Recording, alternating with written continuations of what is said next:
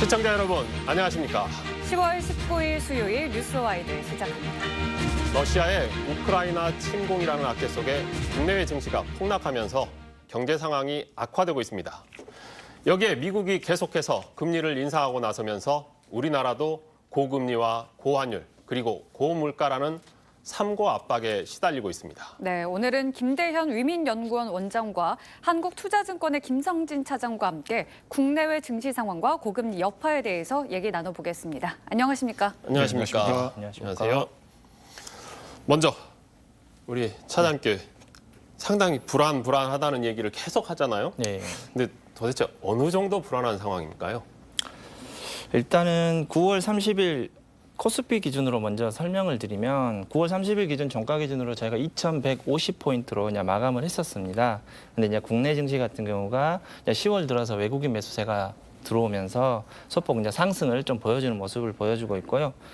최근 같은 경우가 이례적인 낙폭과 이제 환율 상승으로 인해서 이제 달러 기준으로 봤을 때 어떤 약간 투자의 매력이 조금 올라가는 그런 모습을 보여주는 상황이었기 때문에 저희가 경험했던 7월 달이었던 그 하락하면서 상승하는 베어마켓 랠리라고 하죠. 그 랠리가 진행될 가능성은 충분한 여지가 있는 걸로 볼 수 있겠습니다. 하지만 그 부동산 시장의 그 냉각을 감안했을 때 그 유동성 위축 현상이 단기간에 이제 끝나기는 어렵다라고 판단이 되기 때문에 이런 위험 자산보다는 위험 회피 국면이 앞으로도 좀 지속되지 않을까 예측이 될 것 같고요. 당분간은 이런 시장의 방향성을 미리 예측하고 어떤 투자를 하는 것보다는 어떤 기술적 지지선이나 어떤 저항선 등에 활용하는 접근이 좀 용이하지 않을까 예상이 되고 있고요. 시장 얘기 잠깐 해드리면 오늘 특징주로는 그냥 포스코 케미칼 같은 경우가 미국 포드에 양극재 공급을 추진한다는 기대감이 좀 상승을 했었고요. 네. 또 국토부 장관이 네옴시티 수주 동료를 위해서 사우디를 좀 방문한다라는 내용이 나오면서 한미 글로벌 주식이 좀 상승을 했습니다. 또 LG 이노텍 같은 경우가 아이폰 14 수요가 좀 감소한다라는 내용이 나오면서 생산이 줄 거라는 보도가 발표되면서 좀 하락을 했고요. 이에서 이제 코스피 지수가 같은 경우가 12.5포인트 하락해서 2,237포인트 정도로 마감을 했고 코스닥 같은 경우는 6.5포인트 하락한 690.5포인트로 시장은 마감을 했습니다. 참 숫자가 너무 많이 나와가지고 예. 제가 머리가 좀 헷갈려요. 알겠습니다. 요약을 하면 네. 지금은 저희가 이제 공무원들이 문제 일으키면 복지부동 한다고 하는데 네. 그런 복지부동을 할 때인가요? 증시하시는 분들이? 잠자코 가만히 있어라 네. 라는 표현으로 하면 좋을 것 같습니다. 네. 근데 또 잠자코 가만히 있기가 참 어려운 게 네. 이 중국 증시와 우리나라 증시가 좀 상황이 안 좋은 걸로 알고 있는데 네. 어느 쪽이 더 안 좋은 상황인가요? 길게 보면은 중국 증시 같은 경우는 크게 두 가지로 나눠서 볼 수가 있겠습니다. 중국 번토지수가 하나 있고 또 홍콩 지수가 하나 있는데 이제 중국 번토지수 같은 경우는 이제 상해 지수하고 어떤 그 심천 지수로 나눌 지수가 있고 그 다음에 홍콩 지수 이렇게 나눌 지수가 있습니다. 중국 지수 같은 경우가 홍콩 지수 먼저 말씀을 드리면 홍콩 같은 경우는 올해만 해가지고 한 30% 정도 하락을 하였고요. 작년 기준으로 봤을 때, 작년 연초 기준으로 봤을 때는 지금 50% 이상 좀 하락을 하는 모습을 보여줬습니다. 국내 증시 같은 경우는 한 35% 정도 하락을 하는 모습을 보여줬는데요. 코스닥 지수 같은 경우가 거의 전 세계 지수 중에서는 가장 최하위를 나타내는 모습을 나오고 있습니다. 네. 그 이유는 여러 가지 요인들이 있겠지만 그 국내 증시 같은 경우가 그 외국계 자본 같은 경우가 접근이 좀 용이한 편이에요. 그래서 들어갔다 나왔다 주고 하는 폭이 좀 크기 때문에 어떤 사건이 발생을 했을 때 그 변동폭이 좀 크다라고 볼 수가 있겠습니다. 그 이유는 우리나라 증시 같은 경우가 그 세금하고 수수료가 다른 나라에 비해서 좀 저렴한 편이 있고요. 또한 그 자금 입출입에 대해서 어떤 프로세스 부분에 있어서 좀 자유롭기 때문에 한 번에 확 들어왔다가 또 나갈 때도 확 빠져나가는 그런 모습이 자주 보여주고 있습니다. 지금 국내 증시 같은 경우가 그 외국인 자본이 유입된 이후로 꾸준하게 이제 어떤 외국인 투자 비율은 늘어나고 있어요, 사실은. 네. 근데 이번 그 코로나 때라든지 이번 러시아 우크라이나 사태가 어떤 외부적인 요인이 발생을 했을 때는 가장 먼저 시장에서 돈이 빠져나가는 그런 시장이 로 나오기 때문에 어떤 그런 흐름이 국내 증시 같은 경우는 하락폭이 좀 크게 나타나는 모습도 나오고 있습니다. 네, 전문가의 이야기를 들어봤고 네. 일반인의 이야기를 좀 들어보겠습니다. 김대현 원장님, 네. 주식 하시나요? 주식 차트는 매일 보고 있고요. 예, 코인을 좀 했는데요. 네. 2년 전만 하더라도 저희가 이제 금리가 거의 제로 금리 시대였잖아요. 그리고 시중에 이제 유동성 자금이 늘어나면서 돈을 묵혀둔 사람들은 바보다 이런 이제 말이 있어서 누구나 대부분 사람들이 소위 말하는 부동산이라든가 주식의 자산 시장에 몰두를 했지 않습니까? 근데 지금 고금리 시대를 맞아서 저도 약간의 쪽박을 쳤지만 많은 분들이 좀 힘들어하는 것 같습니다. 주변 분들 중에 이 와중에도 혹시 이렇게 좀 늘어났다고 하는 분도 있나요? 좀 전에 말씀하신 것처럼 지금 딱 바닥에 엎드려 있는 거죠. 그리고 버틸 수 있는 사람들은 버티는데 이게 이제 빚을 내선 사람들 같은 경우는 이제 고금리에 그다음에 주식 하락에 삼중호를 겪고 있기 때문에 굉장히 좀 고뇌를 많이 하고 있는 것 같습니다. 네, 그렇군요. 그런데 이제 사실 이 뉴욕 증시가 지금 상승세를 타고 있어서 우리 증시에도 영향을 긍정적으로 미치지 않을까 했지만 영향을 그만큼 미치지 않은 이유가 기업 실적이 좀 부진하다 이런 얘기가 있습니다. 실제로 그렇습니까? 금리 인상이 시작되고 나서부터 국내의 어떤 기업의 실적 부분들은 점점 우하향하는 모습을 나오고 있고요. 기업의 어떤 실적은 주가로 반영이 되기 때문에 일단 최근에 어떤 주가를 먼저 살펴보면 그 기업의 어떤 움직임을 알 수 있을 것 같습니다. 네. 몇 가지만 살펴보면 그 국내 반도체를 대표하는 그 삼성전자 하이닉스 같은 경우가 지금 9월 말 저점을 형성하고 이제 반등을 보여줬었는데 지금 7월 달 어떤 그 주가는 까지는 이제 회복을 한 모습인 것 같습니다. 근데 그 이상의 어떤 주가 상승은 보여주지 않고 있고요. 네. 자동차 업종을 대표하고 있는 현대기아차 같은 경우는 실적 부진 그리고 오늘 같은 경우 엔진 관련 충당금 이슈가 좀 나오면서 오히려 7월보다 약간 저점 부근에서 형성을 하고 있습니다. 또한 요즘에 가장 이야기가 많이 나고 있는 2차 전지 업종 같은 경우 대표하는 게 이제 LG 에너지 솔루션인데 그 업황 같은 경우는 IRA 수혜가 좀 있으면서 7월 저점을 확인을 하고 지금 10월 달까지 꾸준하게 우상향을 하고 있습니다. 결국 2차 전지 업종 같은 경우는 기업의 실적이 꾸준하게 늘어날 가능성이 있겠지만 반도체와 자동차 업종 같은 경우는 실적이 지속적으로 좀 부진하는 모습을 보여주지 않을까 예상을 할 수가 있겠습니다. 여기 보니까 ELS 파생 상품 이야기가 좀 네. 있던데 네. 이 파생 상품 지금 상태가 위험한가요? 방금 말씀드렸듯이 ELS 구조를 먼저 알아야 될 것 같습니다. ELS 같은 경우가 이제 주요 지수나 어떤 종목을 기초자산으로 해가지고 이제 어떤 기초자산의 가치가 일정 기간 동안 유지가 되면 제시한 수익률을 어떤 지급받는 그런 파생 상품인데 이제 통상 만기가 3년이고 6개월에 한 번씩 조기 상환 조건을 부여하는 어떤 그런 상품인데 네. 거기서 사용하는 주요 지수가 이제 S&P 지수하고 유로스탁 지수하고 홍콩 지수 이 세 가지를 주로 사용을 합니다. 아까 말씀드렸듯이 홍콩 지수 같은 경우가 작년 대비해서는 50%, 올해 대비해서는 30% 지금 빠져 있기 때문에 약간의 어떤 하락에 대한 부분 그리고 원금 손실에 대한 부분이 많이 좀 언급이 되고 있는 상황인 것 같습니다. 굉장히 심각하다는 얘기인 거죠?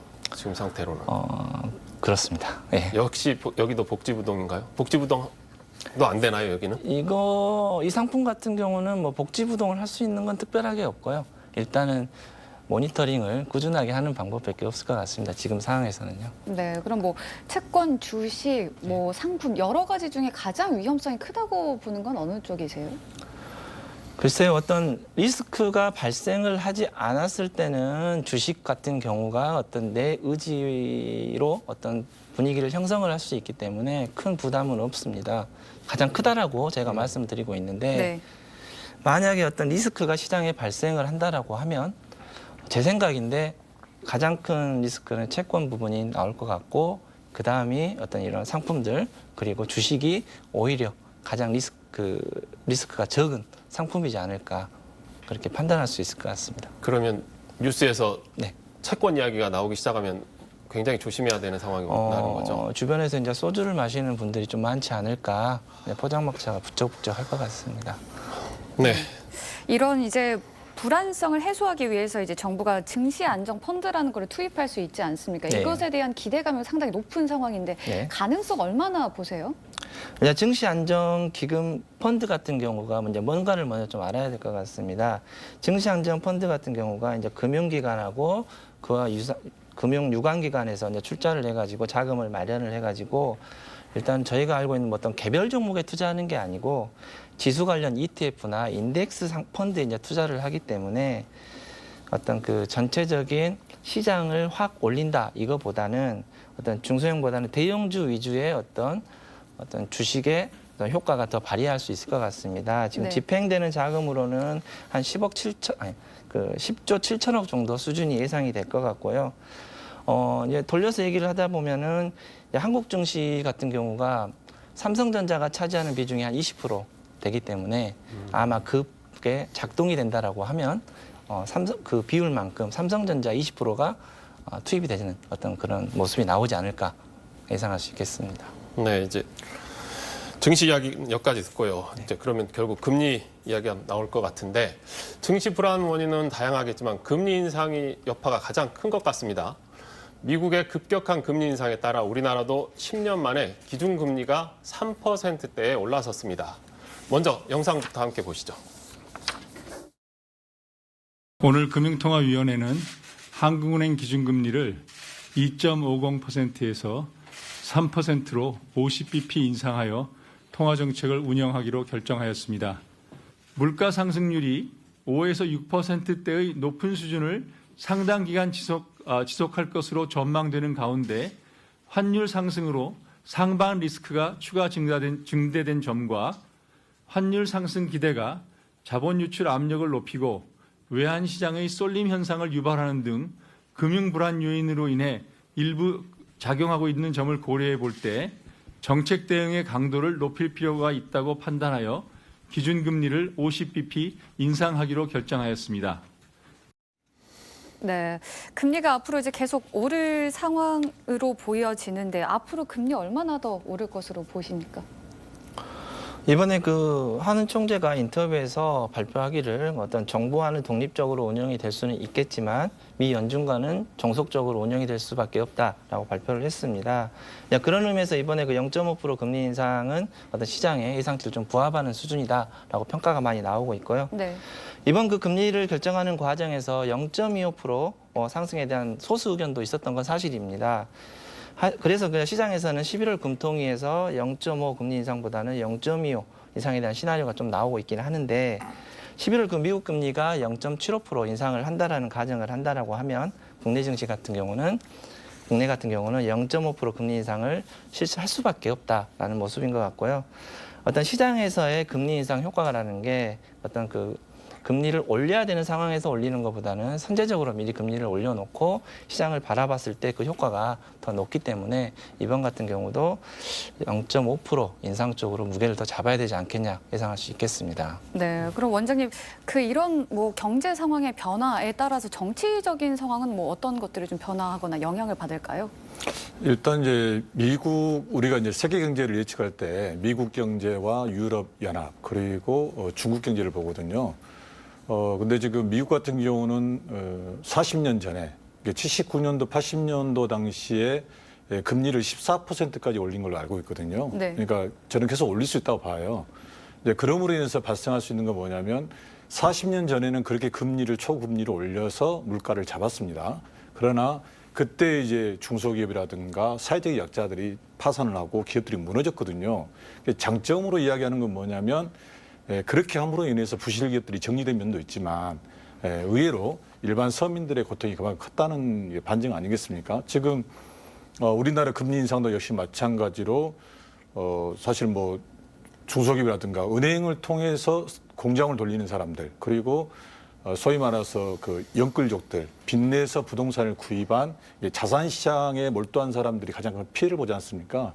그런 면에서 정부에서는 그 정치적으로 특단의 조치를 냈어야 하는데 사실 2년 전에 이미 중국에서는 부동산 법을 빼기 작업에 들어갔고 지난해에 그 내용들이 이제 드러났었어요.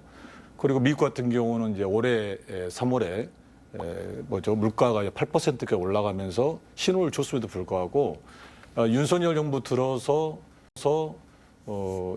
그 대통령 출퇴근길에 하는 그 인사했지 않습니까? 거기에서 이 모든 원인들이 세계 경제에 영향이 있고 그다음에 감세 정책을 밀고 나가겠다 이렇게 주장했단 말이죠. 그때 이제 많은 전문가들이 좀 웃었던 게 뭐냐면 지금 그 고금리에 대한 원인으로 감세 정책을 유럽에서는 이야기하고 있는데 우리나라는 반대로 감세 정책을 펼친다는 거 아니겠습니까? 그래서 이게 지금 경제도 중요하지만 정치가 경제를 따라가지 못하고 있고 대안들을 마련하지 못한 것에 대해서 저는 더 큰 우려가 있다 이렇게 보고 있습니다. 그러면 전문가의 의견은 사실은 무서우니까 일반인의 의견으로 언제쯤 금리가 내려갈 것 같습니까? 금리는 당분간 오를 것 같습니다. 왜냐하면 우리가 올리는 게 아니라 미국이 아까 40년 전에 14%가 올렸다고 제가 말씀드렸지 않습니까? 그래서 금리를 올리는 목적이 뭐냐면 물가를 잡기 위한 거거든요. 그래서 지금 현재도 물가를 못 잡고 있기 때문에 당분간 오를 수밖에 없고 아까 이제 증시 이야기를 하셨는데 정말로 이 바닥을 기회하는 이런 상황이 올 수도 있고 내년에는 더 심해질 수 있다 이렇게도 보고 있거든요. 그래서 저는 당분간이 오를 걸로 보고 있습니다. 제가 원하는 답변은 아니네요. 네. 네, 차라리 차장님께 듣겠습니다. 이렇게 금리가 오르면 네. 일단 기업들 힘들어지죠. 가게 힘들어지죠. 그러죠. 지금 어느 상황을 보세요? 기업들. 지금까지는 어느 정도 버틸 수 있는 수준이다라고 보고 있는 것 같고요. 근데 중요한 것은 내년 1분기 때 어떤 좀 제 생각인데 많이 좀 힘들어지지 않을까 예상을 하고 있습니다. 아까도 잠깐 언급드렸듯이 채권 부분에 있어서 약간의 더 금리 상승이 있다 보니까 약간 자금을 조달할 때 있어서 비용이 추가적으로 많이 나오고 있고요. 지금 보면은 어떤 중견 건설사 같은 경우가 한두 군데가 벌써부터 약간 도산에 대한 어떤 그런 부분들이 이야기가 지금 나오고 있습니다. 그래서 아직까지 그 지방까지는 그런 모습들이 안 나오고 있는데 어떤 중소 건설사 같은 경우는 내년 봄이나 여름 되기 전 한 번 정도 큰 좀 비바람이 불지 않을까 예측을 할 수 있을 것 같습니다. 네, 뭐 기업들도 문제지만 사실 서민 대출도 참 문제지 않습니까? 대출이자 부담이 계속 이제 올라갈 것 같은데 가계 대출 어떻게 보십니까? 가계대출 같은 경우가 이제 올 초만 해도 뭐 1%에서 2% 정도 대출이 있었기 때문에 뭐 많이 들었던 단어겠지만 영끌족 뭐 여러 자리 뭐 새로운 어떤 단어들이 많이 나왔었습니다. 근데 그 이후로 1년도 안 됐는데 지금 뭐 3배에서 5배 정도 대출 금리가 지금 올라가 있는 상황이에요. 근데 중요한 것은 이게 끝이냐라고 했을 때 저희 입장에서 봤을 때는 내년에도 이 금리가 유지가 되겠다라는 거거든요. 이제 금리가 인하가 돼야 어떤 이자에 대한 부담이 줄어들 텐데 저희가 예측하기로는 금리 인하 같은 경우는 당분간은 좀 힘들 것 같고 빨라야 어떤 CPI 지표로 많이 판단을 요즘 이야기 많이 나오고 있는데 CPI 지표로 판단을 하겠는데 올 초에 이제 미국 금리가 많이 올렸습니다. 그러면 어떤 정책적으로 봤을 때 6개월에서 한 8개월 후에 어떤 그런 정책에 대한 숫자가 찍히기 때문에 올 11월 정도부터 해가지고 그 숫자가 찍히지 않을까 예상을 하고 있어요. 그러면 내린다는 표현보다는 지금의 기준금리를 올린 상태에서 떨어질 때까지 그 금리를 유지를 하지 않겠냐라고 생각을 하고 있고 그 상태에서 미 연준이 제시하는 어떤 기준금리는 기대 인플레이션 기준금리가 2%를 제시를 하고 있습니다. 그래서 거기까지는 아니지만 그 근처는 가야 어떤 방향의 변화가 있기 때문에 만약에 그렇다고 한다라고 하면 내년 하반기는 돼야 어떤 금리 인하를 한다라기보다는 금리 인하를 하겠다라는 시그널이 나오기 때문에 실질적인 금리 인하는 내후년 정도가 예상이 되지 않을까. 그렇다면 그때까지 버티는 게 참 힘들 수도 있는 어떤 시기가 될 것 같습니다. 좋은 이야기를 해주시지. 금리 인하를 한다라고 말씀드렸습니다. 많이 기다려야 된다면서요. 네, 그 부분은 네. 그렇습니다. 예, 오늘 차장님과의 이야기는 여기까지 듣겠습니다. 네. 감사합니다. 네, 고맙습니다.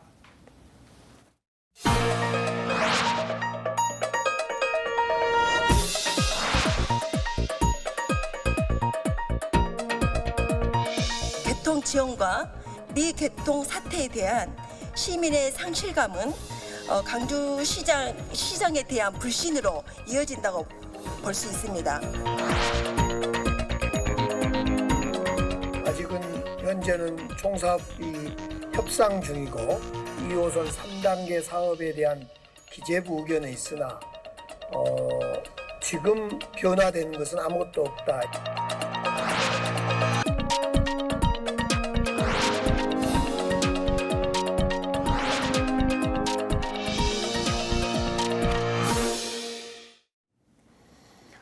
요즘 광주 시내 어딜 가나 지하철 공사가 한창이죠.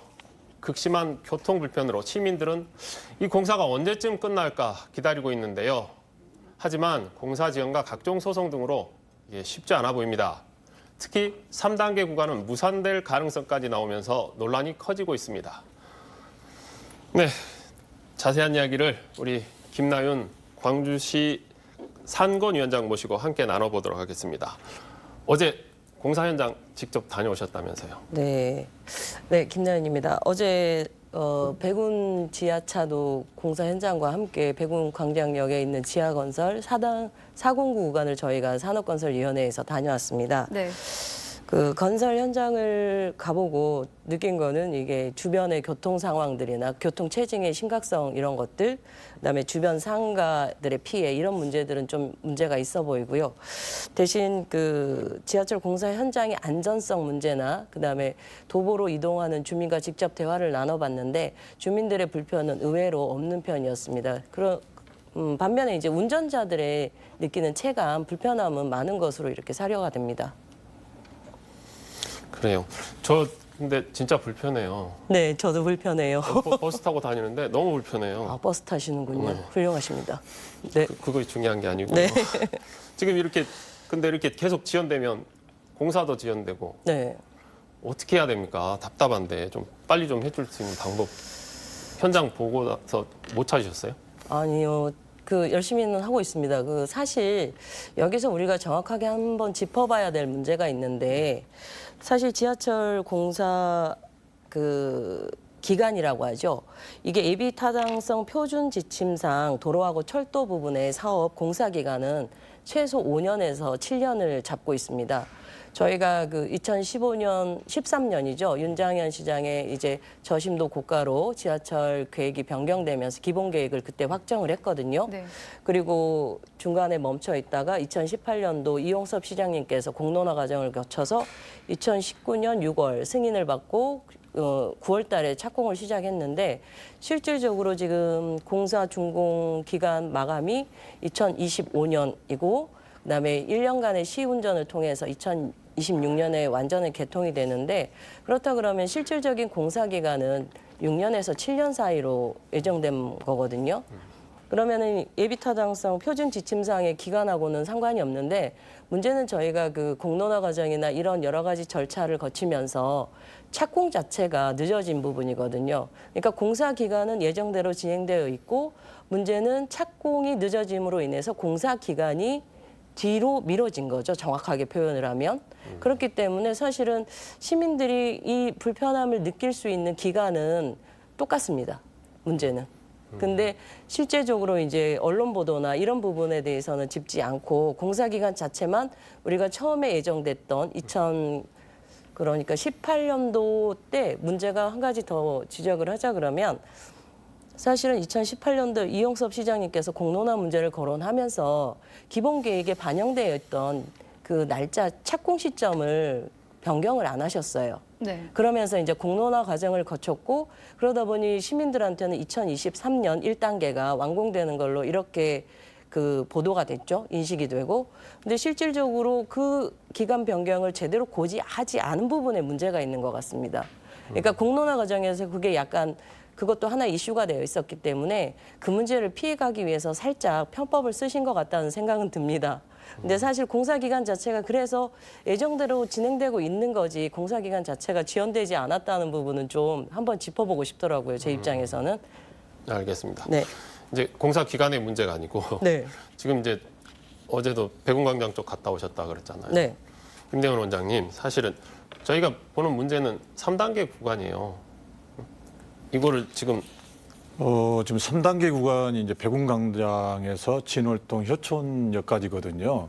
근데 지금 이쪽의 피해가 좀 굉장히 클 것 같아요. 왜냐하면 3단계 구간이 발표되면서 그때 당시에 2018년, 19년도에 아파트 그 상승, 값 상승을 했고 또 신규 아파트 같은 경우는 제가 알기로는 뭐 1억 정도의 피기를 지급하기도 했고 굉장히 그 지하철이 지나간다고 해서 부동산 가격이 이제 폭등을 했었는데 이게 지금 상황에서는 굉장히 좀 약간의 난리가 좀 난 것 같아요. 가격도 하락하고 있고 매매도 안 되고 있고 물론 그때 당시 이제 치고 빠졌던 분들은 상관없지만 현재 거주하고 있고 부동산을 구입했던 많은 피해자들이 이대로 있어도 되겠느냐.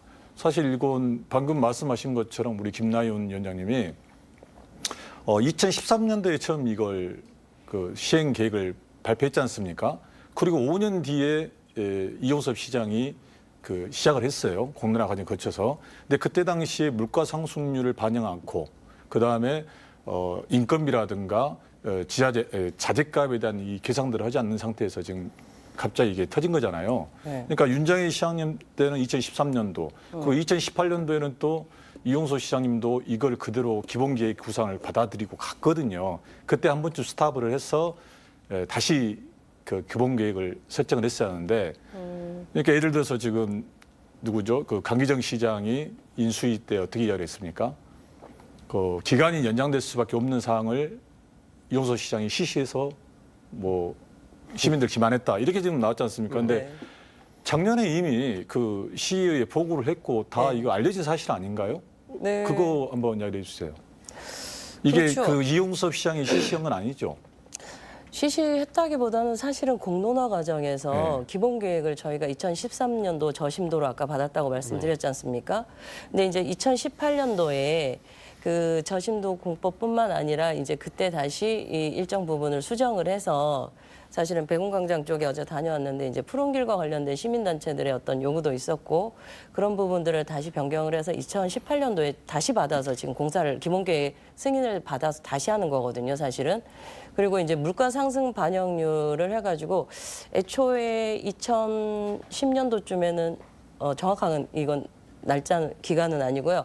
처음에 이제 물가 상승률을 반영해서 중간중간 그 공사비를 좀 올리긴 했습니다만은 이게 사실은 인건비가 86% 정도 10년 전보다 상승을 했거든요. 그리고 자재값 상승 뭐 이런 것들, 그 다음에 공사 중간에 이제 땅을 파보니 밑에 있는 수도관 뭐 이런 것들이 있는데 사실 그런 것들에 대한 부분은 그 예측 가능한 부분이 아니니까 그렇다 하더라도 물론 이제 일단 제가 질문을 예, 예, 받았으니까 그거- 효촌지구 문제가 지금 크거든요. 아 예. 네, 효촌지구 문제를 그러니까 어쨌든 간에 행정이 잘못한 거잖아요. 그 네. 피해는 시민들이 보고 있고. 예, 예. 그러면 시민들 입장에서는 누구를 원망해야 합니까?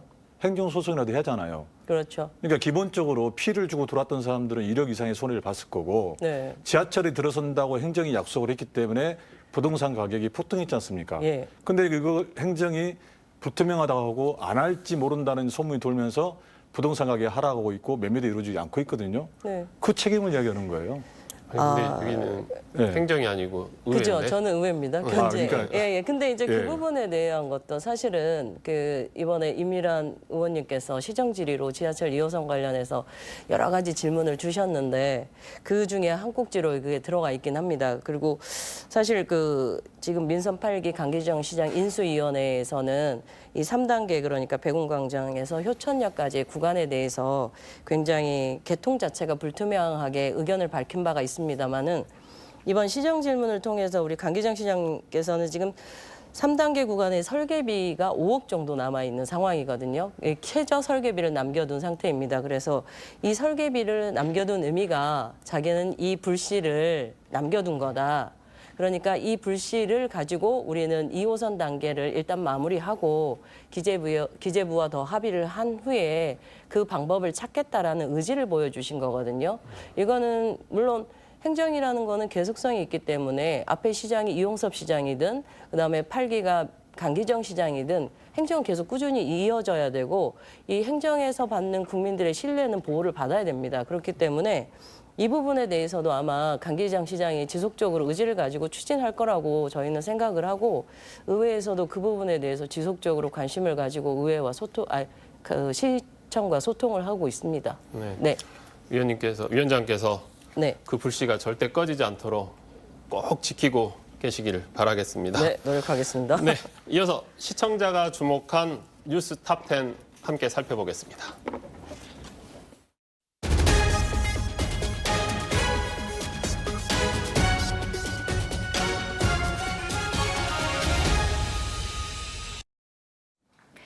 뉴스탑10 오늘 가장 많은 관심을 받은 기사는 아동 성범죄자 김근식과 관련한 기사였습니다.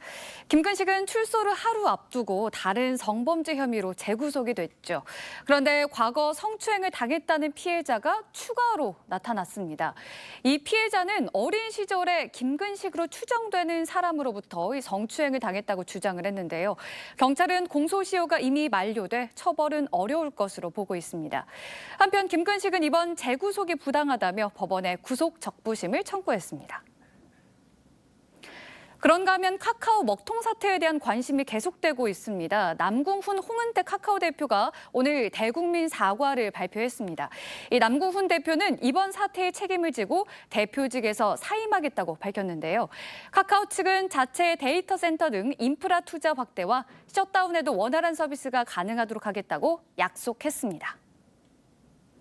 친윤계인 유상범 국민의힘 의원이 한 언론사 인터뷰에서 한동훈 장관의 총선 출마설에 대해 대통령의 지지율에 따라서 결정될 것이다 라고 말했는데요.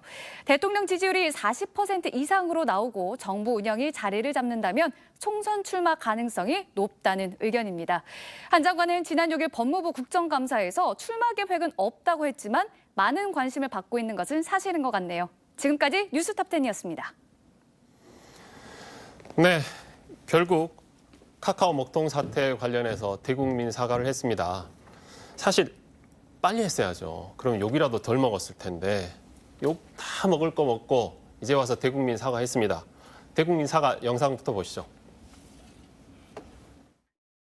지난 10월 15일 발생한 SK 판교 데이터 센터 화재로 이용에 불편을 겪으신 모든 이용자분들께 먼저 고개 숙여 진심으로 사과드립니다. 유료 서비스 이용자뿐만 아니라 이번 장애로 피해를 입은 이용자와 파트너, 다양한 이해관계자분들에 대한 보상을 검토하도록 하겠습니다. 저는 카카오의 서비스를 책임지는 대표로서 그 어느 때보다 참담한 심정과 막중한 책임을 통감하며 카카오의 쇄신과 변화에 대한 의지를 다지고자 대표이사직을 내려놓고 이번 사태를 끝까지 책임지고자. 네, 김대현 원장님. 네. 정치적인 측면에서 당연히 해야 될 일 한 거죠, 오늘?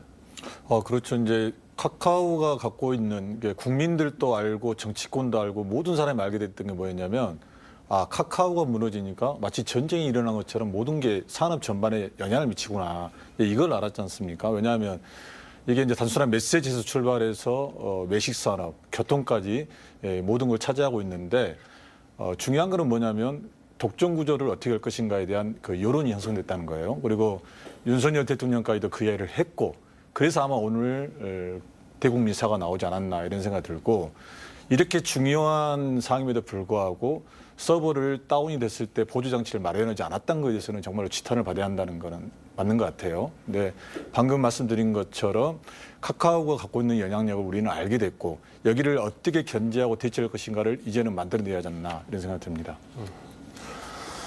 위원장님, 네. 위원장님 변호사시니까 네. 지금 이제 이야기했잖아요. 자기가 본인이 끝까지 책임지겠다고 했는데 네. 저희가 올 초에 현대산업개발 네. 화장 아이파크 붕괴에도 네. 뭐 다 책임진다고 하더니 시간이 지나니까 계속 딴소리 하더라고요. 어떻게 그렇죠. 그렇게 안 하게 할 수 있는 방법을 좀 법적으로 찾을 수 있어요? 지금 법으로 찾기는 어렵죠. 대표직 사임을 하는 걸로 책임을 뭐 탕감할 것 같지는 않은데 저걸로 쇄신할 수 있는 방안을 마련해야 될 것 같고 우리 김대현 위원장님 말씀처럼 원장님 말씀처럼 사실은 이 독과점 구조에 대한 부분은 예전부터 계속 지적되었던 문제인데 이외로 공정거래위원회에서 확실하게 그 부분을 좀 개선할 수 있는 정책을 내놨으면 좋겠습니다. 네.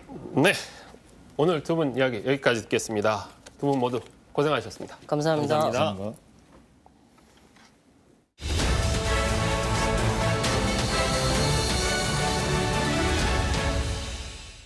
서울광역방송센터입니다. 오늘 검찰발 뜨거운 뉴스가 정말 많습니다. 여의도 초대석 시사 읽어주는 변호사 손금주 전 국회의원 모셨습니다.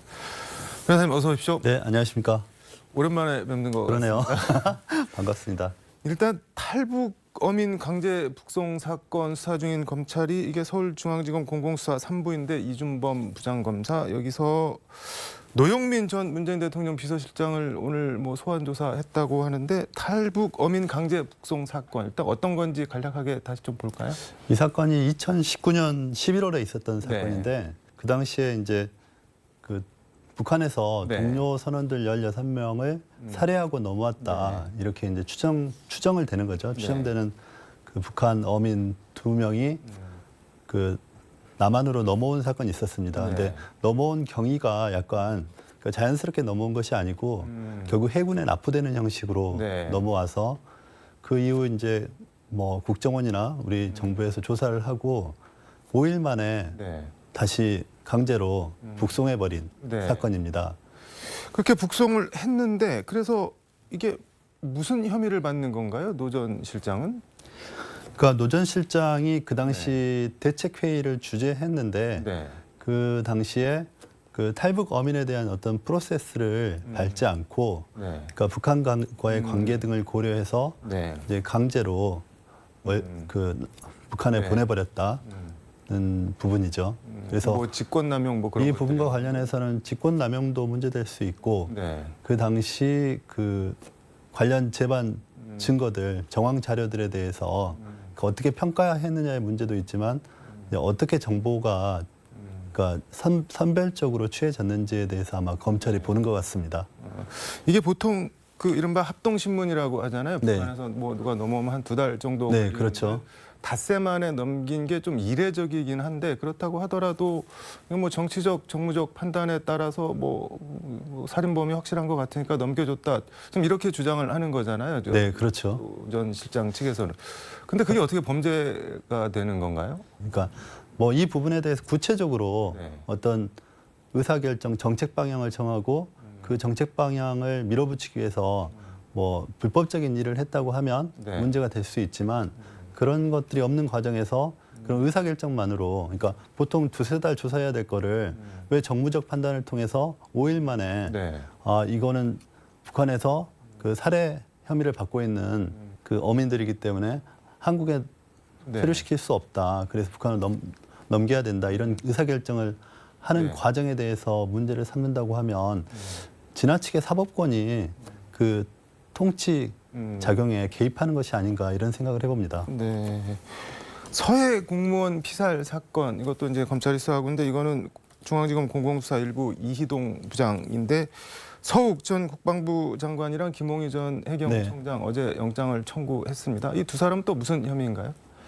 그 당시에 그 서해 공무원과 관련해서 그 이제 대책 회의를 하는 과정에서 이제 두 분이 허위 공문서 작성과 그리고 이제 직권남용죄로 구속영장이 청구돼 있습니다. 근데 이제 그 당시 자진월북으로 보이는 정황 자료들은 남겨놓고 자진월북이 아닌 것으로 보여지는 정황 자료들을 임의로 삭제했다는 부분하고 그리고 자진월북으로 보여질 수 있도록 공문서를 허위로 작성했다. 이것이 이제 검찰의 주장인 것입니다. 네.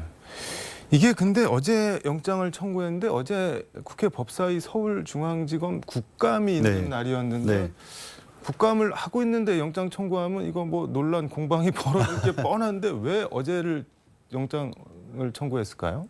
그러니까 서울중앙지검에서 일단 서울중앙지검뿐만 아니라 검찰 또는 법무부 뭐 한동훈 장관이 국회에서 보여주는 태도도 그렇고 그러니까 뭐 정치적인 입장에 또는 야당의 공세에 전혀 개의치 않겠다. 이런 개의치 부분들을 않겠다. 상징적으로 보여주기 위한 것이 아니었을까. 그러니까 검찰의 수사는 그대로 가겠다. 이런 입장을 밝히는 것 같습니다.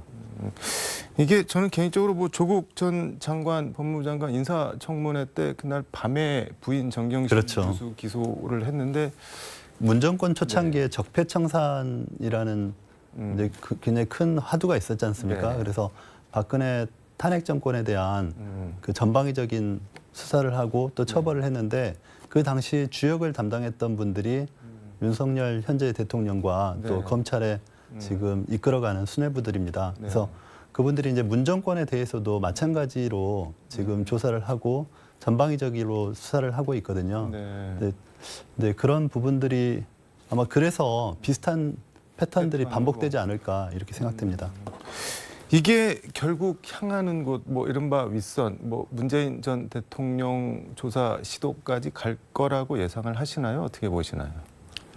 근데 목표는 문재인 전 대통령이 아닐까 저는 조심스럽게 생각을 하고요. 근데 왜 목표를 문재인 전 대통령을 삼는 걸까요? 검찰에서?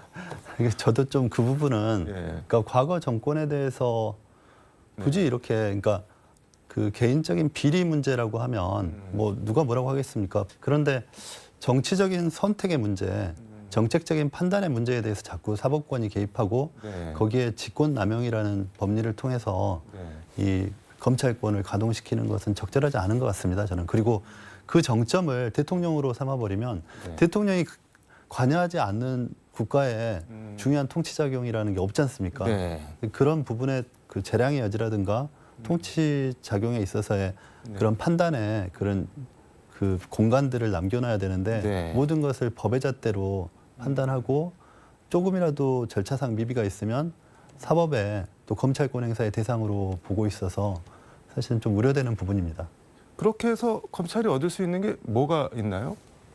기대 효과가 뭐 검찰에서는 뭐가 검찰의 할 일을 한다. 있을까요? 네. 뭐 법 앞에 만인은 평등한 것 아니냐 이렇게 얘기할 수도 있고 있지만 네.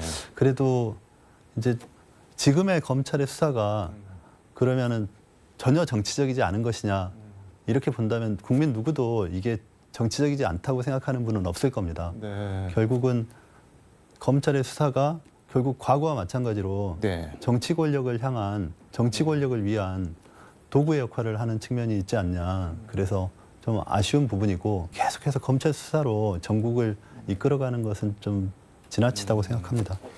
이게 뭐 전임 정권만 향하는 게 아닌 것 같습니다. 검찰 네. 칼날이 뭐 현 야당 대표, 그러니까 이재명 더불어민주당 대표 최측근으로 꼽히는 김용 경기도청 네. 대변인 현재는 민주연구원 부원장인데 검찰이 오늘 오전 김용 부원장을 체포했다고 하는데 이건 또 무슨 얘기인가요?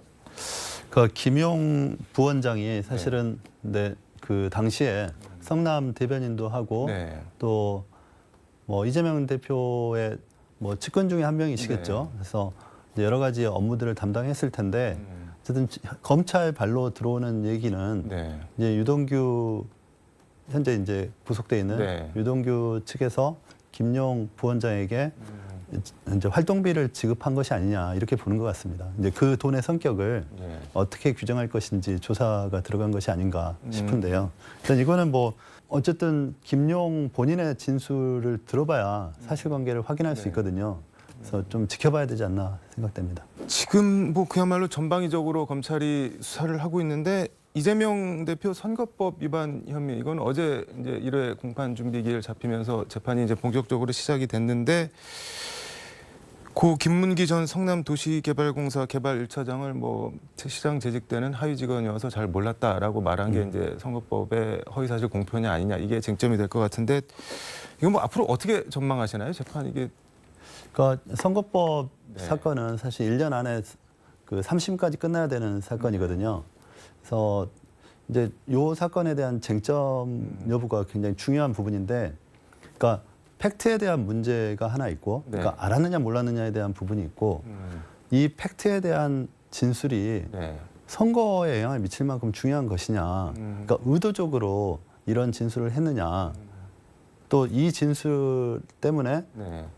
이 양형을 어느 정도로 해서 처벌을 해야 될 것이냐에 대한 법원의 고민이 있을 것 같습니다. 네. 물론 이제 검찰에서는 100만 원 이상을 해서 뭐 이재명 대표의 피선거권을 박탈하거나 또는 이제 민주당에 대해서 지난 선거의 비용들, 대선자금. 예, 그거를 다시 이제 몰수하는 그런 것까지를 목표로 하는 것 같은데 네. 이 부분은 사법부에서 어떤 여야 간의 균형 문제라든가 이런 것들이 종합적으로 고려되지 않을까 생각합니다.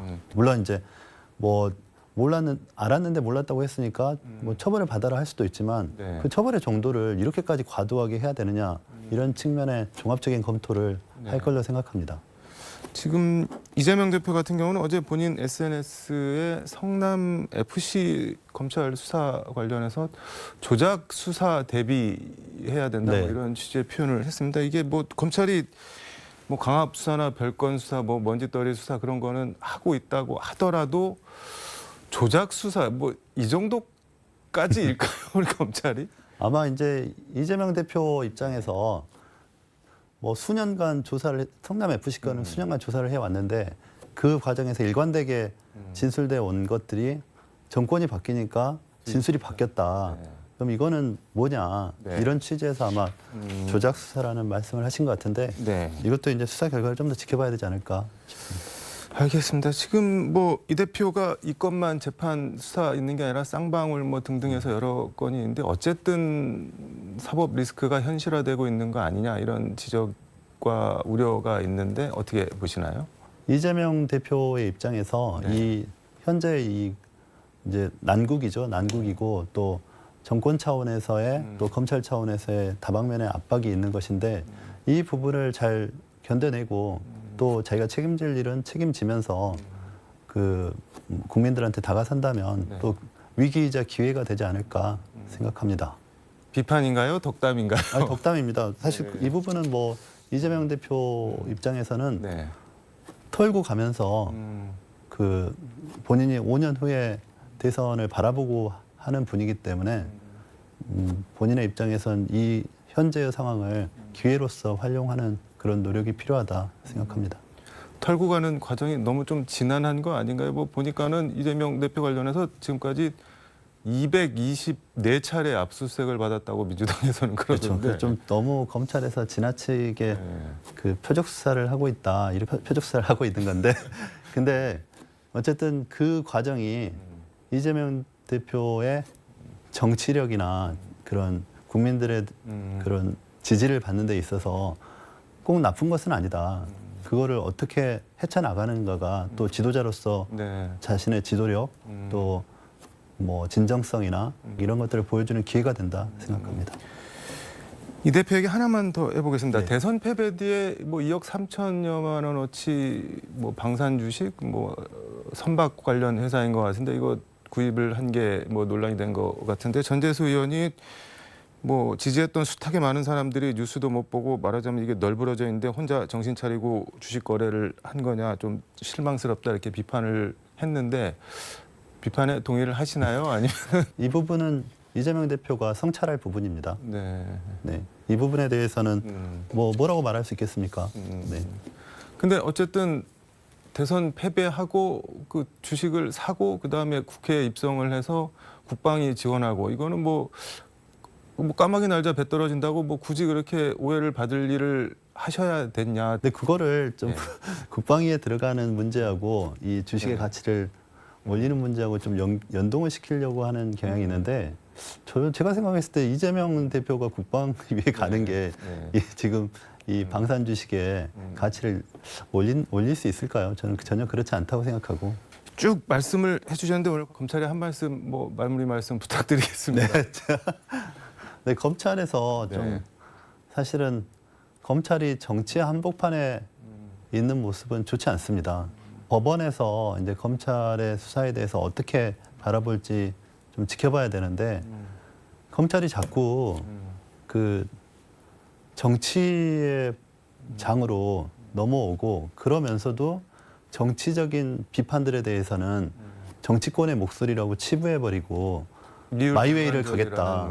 예, 이런 입장을 보여주고 있는데 국가라는 것이 검찰권에 의해서만 돌아갈 수 있는 건 아니지 않습니까? 다양한 요소들이 있고 그런 부분들을 검찰권을 행사하는 입장에 있는 분들도 또 대통령께서도 좀 자제할 필요가 있다 이런 생각을 합니다. 대통령이 자제할 필요가 있다는 건 뭐를 자제할 필요가 있다는 건가요? 아무래도 네. 대통령이 뭐 직접 지시하고 이런 건 없겠지만 어쨌든 대통령의 생각이나 이런 것들을 미루어 짐작해서 이렇게 사정 권력이라는 게 그렇게 가는 것 아니겠습니까? 네. 그래서 그런 부분들에 대한 우려를 대통령께서 좀 불식시켜 놓고 네. 또 좀 다운시켜 놓을 필요가 있지 않나 이런 생각입니다. 즐기시는 건 아닐까요, 혹시? 설마 뭐 그러겠습니까? 근데 뭐 용산에서 무슨 일이 일어난지는 제가 알 수 없으니까. 알겠습니다. 오늘 말씀 여기까지 듣도록 하겠습니다. 고맙습니다. 네, 감사합니다.